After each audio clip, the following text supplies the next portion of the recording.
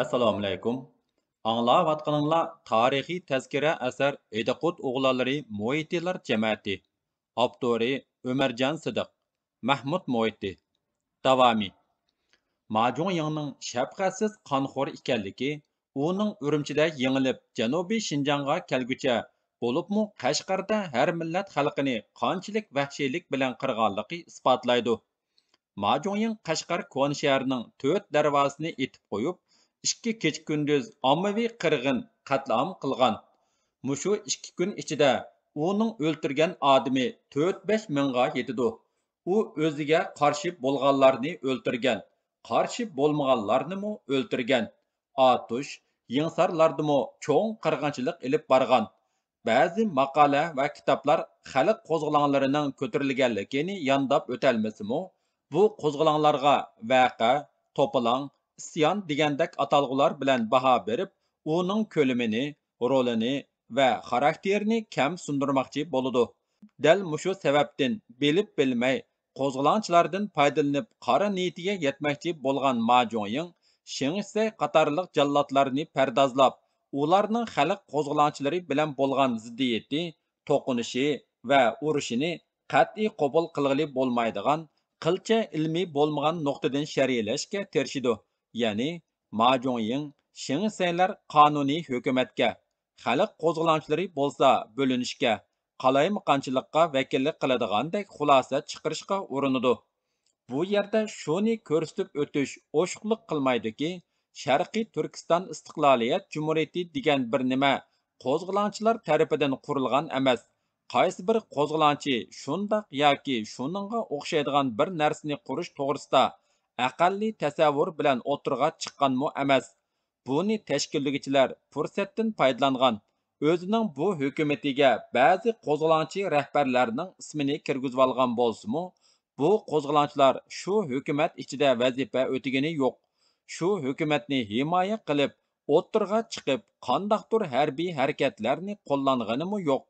Bu masala nihoyatda aniq turgan yerda, bu hukumatning qo'zg'olonchi rahbarlarining ismini kirgizib olganligiga qarabla, suzuk buloq suyiga yunda chachmaslik kerak. Shunda qilganiga qaramay, buloq o'z mohiyati bo'yicha yundini eqitib chiqarib etib, suzuklikini saqlab qilaverdi. Shu yillardagi amaliyot shuni isbotlaganki, mazkur Sharqiy Turkiston Istiqloliyat Jumhuriyatini Xo'ja Niyoz hoji buyruq tushirib bostirgan. Uning asosliq rahbarini Xo'ja Niyoz hojining buyrug'i bo'yicha uning harbiy kuchlarining qo'mondoni Mahmud Mo'yitti tutib, Shingsayga yo'llab bergan. Bu to'pini hargizmi Majunyanga yoki Shingsayga yezib, u ikkisini pardozlab, oldingi ikkisini qaralamaslik lozim. Xo'ja Niyoz hoji bilan Mahmud Shijong Sobit Damulla qatorliqlarni tutgan kuni kechqurun Mamtimin Hazrat bilan ko'rishganda, ayni vaqtdagi vaziyatni muzokara qilib, hammaylan birlikda Qog'iliq va Xotanga chekinib, shu yerda Majunyan askarlari bilan urush qilmoqchi bo'ldi. Urushga qatnashmaydigan fidoyilarni bo'lsa, Qog'iliqqa yo'lga soldi. Mamtimin Hazrat bilan muzokaralashadigan yana jiq ishlar borligidan hammaylarning xabari bor edi. Lekin Xo'ja Niyoz hoji Sobit Damullani qo'lga olgandan keyin Mamtimin Hazrat norozi bo'lib, Xotanga ketib qoldi. Xo'ja Niyoz hoji fidoyilarni boshlab Poskamga borganda, Mamtimin Hazratning boshqa niyati borligini bilib, Xotanga bormay, Makitga qarab yo'l oldi. Ondan Mahmud Shijong bilan billa xotin bolalarni Qog'iliqdan Makitga qaytarib keldi. Mahmud Shijong qo'lga ilingan Sobit Damulla boshliq tutqunlarni Makitga billa ilib bordi. Fidoyilar Makitga berib bir necha kun dam elib, chechilib ketgan odamlarni yig'ib turishiga, Majunyan qo'shoni o'zining Yingsardagi kuchlariga Qashqardagi bir qism kuchlarini qo'shib, Yakan orqali fidoyilarga hujum qildi. Shuning bilan Makitda bir kun urush bo'ldi.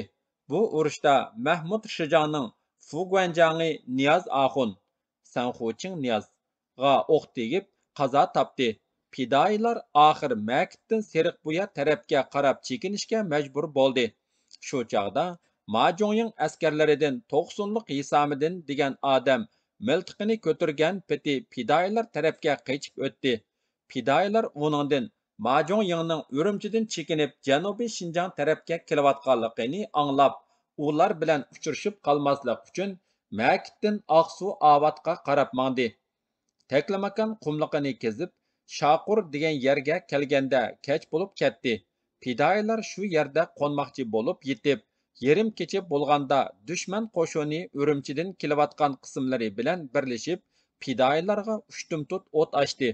Düşmanlar fidoyilarning to'galarga artgan 1600 sar oltin, 10 sanduq o'q, 30 nechital uzun qisqa koni miltiqlarini bulab ketdi. Fidoyilar darhol Aqsuning Avat noyasiga qarab yo'l oldi. Xo'janiyaz Hoji bilan Mahmud Shijong general Malikovning chaqirtishi bilan Avatdan Aqsuga kelganda, general Malikov Sabit Damullani Aqsuga avatib berishni topilgan ekan. Sharqiy Turkiston Islom Jumhuriyatining boshliqlarini Xo'janiyaz Hoji yakanda qo'lga olib, Aqsuga elib ketib Shaqurga kelganda, Majongning askarlari fidoyilarga yerim kechada tuyuqsiz hujum qilg'achqa, patparaqchilik ichida Sabit Damullaning nega ketganligini bilolmay qoldi. Keyin ularni Aqsuning Qaratal degan yerdan tutib kelib, Avat nahiylik hukumat ichiga qamab qo'ydi. Mahmud Shijong Avatdan Qashqarga minish oldida Aqsudan 6 o'rus askar Sabit Damullani olg'ili keldi. Mahmud Shijong Sabit Damullani ularga topshirib bergan. Sabit Damullani 2 askar kirib ilib chiqib ketgan. Bu chaqda Mahmud Mo'ytini qo'g'dash rotasining boshlig'i Ablimit Maqsud uning yonida edi. 6 nafar o'rus askar shu kuni Sabit Damulla bilan Zerib Qari hojini Harvoga silib, Aqsuga ilib mangdi. Keyingi xabarlarga qaraganda, general Malikov Sabit Damullani Urumchiga akeldirgandan keyin ikkinchi turmaga qamagan. Mahmud Shijong Sabit Damullani general Malikovga topshirib bergandan keyin Qashqarga qarab yurish qildi. U kishi Qashqarga minish oldida Ablimit Maqsud Mahmud Shijongga bevosita qarashli qo'g'dash rotasining komandiri Abaydulla Ravaydulla mazkur rotaning Vozvod komandiri İsmail Hifzullahlar birlashib Mahmud Shijongga Sovet ittifoqiga berib o'qib kelsak deb iltimos yozdi. Mahmud Shijong iltimosni ma'qul ko'rib, Aqsu valisi Niyoz Sharifiga ularni Uchturpan chegirasi orqali Sovetga o'qishga avatib berishni topilib xat yozib berdi. Niyoz Hifzullah Sharifi, ya'ni Niyoz Dotey 1894-yili Turpan Ostanida tug'ilgan. O'z yezisida ochilgan Maqsudiya maktabida o'qib savodliq bo'lgan. Kichigidan Mahmud Mo'yti bilan billa o'ynab cho'ng bo'lib, uning bilan yaqin do'stlik o'rnatgan va 1932-yili Mahmud Mo'yti bilan birga qo'zg'olonga qatnashgan. Inqilob Janubiy Shinjongga kengayganda Niyoz Sharifi polik komandirligiga ko'tarilgan. 1933-yili qo'zg'olonchilar Aqsuni ishg'ol qilganda Mahmud Mo'ytining taklifi bilan Niyoz Sharifi Aqsuning valiyligiga tayinlangan. Taraqqiyparvar zot Niyoz Sharifi Aqsuga vali bo'lib turgan mezgilda ayni vaqtdagi bir mezgillik muqim vaziyatdan foydalanib, butun kuchini yangicha ma'rifni taraqqiy qildirishga qaratgan va boshlamchi bo'lib tunji qizlar maktabini ta'sis qilgan. Atoqliq o'qituvchilardan Mamtimin Qari So'pizoda, Musa Damulla qatorliqlarni taklif qilib, Aqsu ma'rifining taraqqiyotiga keng yo'l ochib bergan. Hozirgi Aqsu Darul Muallimin maktabining asosini solgan. 1935-yili Aqsu diyoridan Sovet ittifoqiga o'quvchi chiqarib, ularni O'rta Osiyo davlat universitetida o'qitgan. Niyoz Dotey 1934-yilidan 1937-yiligacha Aqsuda Dotey bo'lish jarayonida avomning manfaati uchun nurg'un foydali ishlarni qilib, xalq qalbida cho'nqur ta'sir qoldirgan.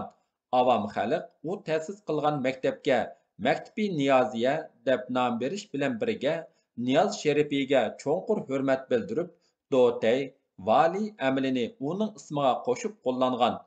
1937-yili Shinxi Niyoz Doteyni Toshkentda turishliq muavin konsul qilib tayinlagan. Niyoz Dotey Toshkentda bo'lgan mezgilida Toshkentdagi Shinjonlik muhojirlar, o'quvchilar uchun nurg'un yaxshi ishlarni qilib bergan. Keyin Niyoz Dotey Shinxi turmusida o'ldirilgan.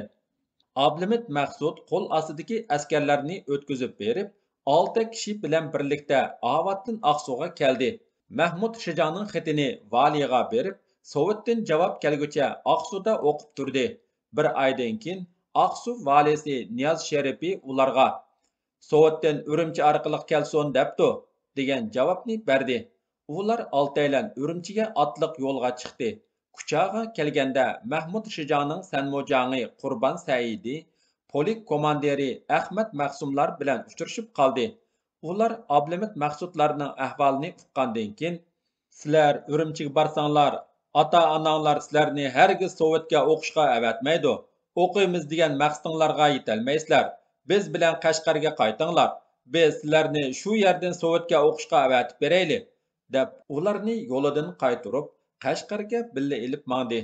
Ular Maralbeshiga borganda Sovet Qizil armiyasi bilan Oq O'rus askarlari Qashqarga mangmay Maralbeshda turib qolgan Mahmud Shijongning Uyg'ur askarlari Xanzu askarlar bilan billa Qashqarga ketgan edi.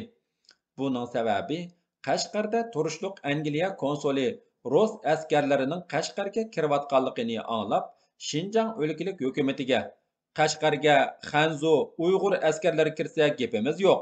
Agar bugun Rus askarlari kirsa, ata Hindi askarlari kiradi, deb ultimatum topshirgan. Shunga Rus askarlari Maralbeshda to'xtab qolgan edi. Maralbeshda Qurban Saidi Ablimit Maqsudga qo'lingga bir tag'ar ol, yur deganicha uni kayniga silib, Udul Rus askarlarining shtabiga ilib bordi. Postkilar ichkirdan kirsin degan ruxsatni olgandan keyin ular ichkirga kirdi. General Malikov bir nimlarni deb ularni o'ltirishga ishorat qildi. Qurban Saidi o'ltirmayla. General, biz ata Qashqarga boratdik. Askarlarimiz ta'minotdan qiynalib qoldi. Urumchiga xabar qilsak, hozircha pul kelmayotidi. Bizga bir oz pul tasdiqlab bergan bo'lsangiz. Yana bir iltimosim, Sovet hukumati Uchturpan chegarasi orqali bizga qurol yordam qilganda miltiqlarni berib, pulemyotlarni otadigan odamlar bo'lmagandikan, hozircha chegarada omonat turib tursin, keyin ilib olinglar degan edi. Shu pulemyotlarni oldirib bersangiz, dedi. General ma'qul bo'lgan ishorat bilan beshini ling'ishtib, yenidagi konvoyiga bir necha ig'iz so'z qilib edi. Konvoyi ichkariki uydan bir siqim Shinjang pulini ilib chiqib, ularga sundi. Qurban Saidi pul topshirib olganligiga qo'l qo'yib berdi. Qurban Saidi boshliq 8 kishi Maralbeshdan Qashqarga bordi. Ular Qashqarga berishi bilanla General Rebalka Ablimit Maqsudni Pilimut atirtining boshliqligini o'taysan deb belgilab qo'ydi. Qolgan 5 kishining o'qishga berishiga ruxsat qildi. Ablimit Maqsud General Rebalka bilan Mahmud Shijonga "Men mushu 5 kishi bilan billa o'qimasam, Sovetga o'qishga chiqishdan qilib qolman" deganda, ular "Sovetga kelar qitim o'quvchi chiqarishda sizni baldur o'ylashimiz" dedi. Shu kundan boshlab Ablimit Maqsud mayor darajalik pilot atirti boshlig'i bo'lib ishladi. 1935-yil kuzda Sovet ittifoqiga Shinjongdan ikkinchi qitim o'quvchi chiqarishda Mahmud Shijong Shingisega Qashqardan 12 o'quvchi chiqarishni tasdiqlatdi. Ular Sayfiddin Azizi, Saydulla Sayfullayev, Abduqodir Hasanov, Ayson Niyoz, Abaydulla Ravaydullayev, Abdulla Hushurov, Ismoil Yepzullayev, Muhammad Husaynov, Abduqodir To'xturov, Qirg'iz, Turg'un G'ojamboyev, Qirg'iz, Qiyum Ariz Hojiyev, Ablimit Maqsudlar edi. Janubiy Shinjongdagi Majongning askarlari bilan Xo'ja Niyoz Hoji Mahmud Mo'ytib boshchiligidagi qo'zg'olonchilar orasidagi urushlarda izchil turda Majongning qo'shinlari qo'g'ilgan, qo'zg'olonchilar chekingandek holat shakllanib qoldi. Ko'pincha janglarda qo'zg'olonchilar mag'lubiyatga uchirdi. Bu ahvol kishini o'yga solmay qolmaydi. Oldi bilan Majongning askarlari rasmiy harbiy ta'lim-tarbiya olgan. Kuomintangning 36-shisi deb e'tirof qilingan muntazam qo'shin. Ularda mukammal harbiy tuzum bo'lib, yuqoridan tuvangacha bo'lgan qism qurilmasi aniq ayrilgan. Majongning harbiy qo'shinining mashq va harbiy intizomini intayin ching tutgan bo'lib, askarlarini qattiq sovuqlardimi yiling ko'nglak bilan mashq qildirgan. oldiga minish yo'lliq, keyniga chekinish o'lim deydigan qattiq tuzumni o'rnatgan. Ularning qurollari xil. Ig'ir, yenik pilomitlarning hammasi zapas qo'shini tayyor bo'lib, har qaysi joylardagi urushlarda nurg'un qurol yarog'larni o'ljalgan. Askarlari yetishmasa, Turpan, Urumchi qatorliq joylardan majburiy askar ilib, qo'shinini darhol to'liqlagan. Askarlari 15 yoshdan 40 yoshgacha bo'lgan yoshlardan tashkillangan. Majonyingning atrofida ko'plagan mulkiy maslahatchilar, siyosatchilar, planchilar bo'lgan. Shunga u odam atrofliq, mukammal urush tadbiri tuzalgan. Ta'minot jihatimi ular Gomindangning 36 shiyasi deb e'tirof qilingan bo'lg'achqa, hukumatdan harbiy kiyim-kechak, oshliq ilib turgan. Buningdan boshqa uning askarlari fursat topsa xalqni bulab talab, qaqti soqti qilib, cho'ntikini to'shqizib turgan. Xo'janiyaz hoji Mahmud Mo'yti fidoyilari bo'lsa, garchi o'z ixtiyorligi bilan qo'shinga qatnashgan bo'lsa-mu, harbiy ta'lim-tarbiya ko'rmagan bo'lg'achqa, harbiy intizomga diqqat qilib ketolmagan. Bir tutash qo'mondonlikqa sal qargan. Har qaysi liyan, pay, banlardagi odam soni egiz-past bo'lg'achqa, urush vaqtida qismlarni taqsim qilishdimi nurg'un masalalar ko'rilgan. Fidoyilarning qurollari oddiy, o'q-dorilari kamchil, zapas qo'shini yo'q deyarlik bo'lgan. Uning ustiga har qaysi yurtliq fidoyilar o'zaro put tepishib, o'z kuchini xo'ratgan. Fidoyilarning ichida o'ttira yoshliklar va yashanganlar ko'p sonni egillagan. Qumuldan kelgan fidoyilar tog' urushiga usta bo'lg'achqa, Janubiy Shinjang tuzlanligida o'z rolini yaxshi joriy qildirolmagan. Xo'janiyaz hoji bilan Mahmud Mo'ytining atrofida harbiy maslahatchilarmi yo'q deyarlik bo'lgan. Eng muhimi, qo'zg'olonchilarning turmush ta'minoti masalasi bo'lib, garchi Shingsi Xo'janiyaz hojini Janubiy Shinjangni muhofazat qilish selingi Mahmud Mo'ytini Shinjang otliq 6-shiyasining Shijangi deb bekitgan bo'lsa-mu, ularga bir qitim 10 necha sanduq o'q, ozg'ina qog'oz pul avatgandan boshqa hech qanday moddiy yordam bermagan. Qo'zg'olonchilar 1932-yili qo'zg'olon ko'targanda uydan kiyib chiqqan kiyimlarini toki 1934-yilning oxirigacha kiyib yurgan. Mahmud Mo'yti fidoyilarga fuqarolarning bir tal qilig'imu qo'l tekkizmaslik haqida buyruq tushirgan. Bu tuzumga xiloflik qilg'uvchilarni qattiq jazolagan. Fidoyilarga bo'lsa hech qanday xarajat berilmagan. Qiyinchilik bir qancha yil davomlashavergachga, bu tabiiy holda fidoyilarning ruhiy dunyosiga ta'sir ko'rsatgan. Lekin bu xil qattiq tuzum Xo'janiyaz hoji bilan Mahmud Mo'ytining fuqarolarni qadrlash ruhi fidoyilarning qoyilligini qo'zg'agan. O'zlarini qattiq azgan Jingshurin, Shingsay, Majonying qatorliqlardan ro'shan farqlangan bo'lg'achqa, urushlarda turmush jafoliq, qurbon berishlar ko'p bo'lsa-mu, birmu fidoyi sapdan tushib qechib ketmagan.